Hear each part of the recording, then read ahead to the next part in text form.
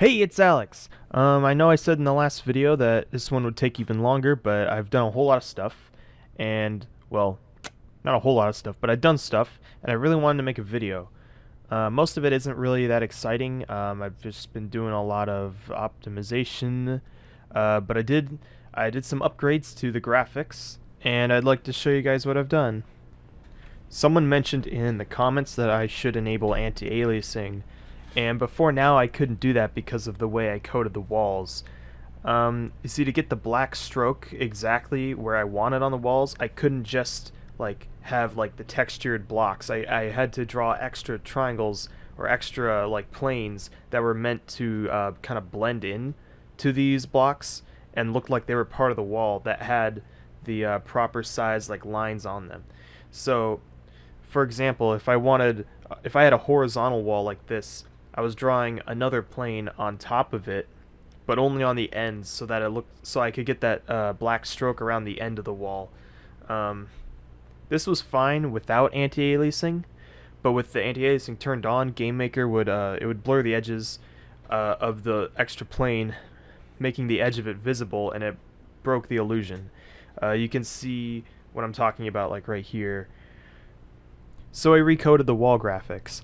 It still uses an extra plane, but it only draws the black line, so the effect isn't broken. I did manage to remove some unnecessary 3D drawing though, so overall each wall object does less drawing than before. If you're wondering why I can't just use a single texture for the top of the wall, it's because the wall is a single object and it's stretched out to its length. So it would result in thicker lines at the edges and thinner lines on the sides, and that inconsistency doesn't look very good. The next thing I worked on is the doors. If you saw Devlog 4, you'd know that you can shoot through the doors and they break apart. I probably should have mentioned this before, but the old doors broke in a preset pattern. I had 6 different models of the same door, and each one had more holes in it. And when you shoot through it, it would just switch between them in the right order. It looked okay, but I had an idea for a dynamically destructible door using surfaces. It took a whole day of work, pretty much, but I managed to create a door that can be destroyed dynamically.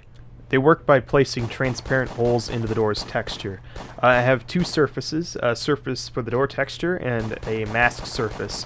When a bullet collides with the door, it draws a black circle onto the mask surface, and it uses a bit of trig to calculate the correct position and all that. And then the mask surface is drawn on top of the door texture surface, and by using a combination of blend modes, the mask determines which part of the surface to make transparent. The surface is then used as a texture on the door model. One of the downsides is that this is slightly more performance heavy than the old doors. They do draw significantly less triangles than the old doors because they just use the Game Maker's basic 3D shapes instead of having a more high poly model. But it does have to update the surfaces and get a new texture for each bullet that goes through it, and that takes a lot longer than just switching the models, which are already loaded into memory. So I ended up doing a whole lot of optimization and stuff too. But yeah, anyway, I guess that's it for this devlog. I'm hoping the next one I'll be able to show you guys some new content, like maybe the hand-drawn cutscenes that we're doing or something like that. Most of the main features of the game are already complete. It might take a little bit longer than it seems because I need to do some heavy recoding and bug fixing to the player object and stuff. But I mean, once it's all done, it's just going to be designing levels and cutscenes, and hopefully relatively smooth sailing.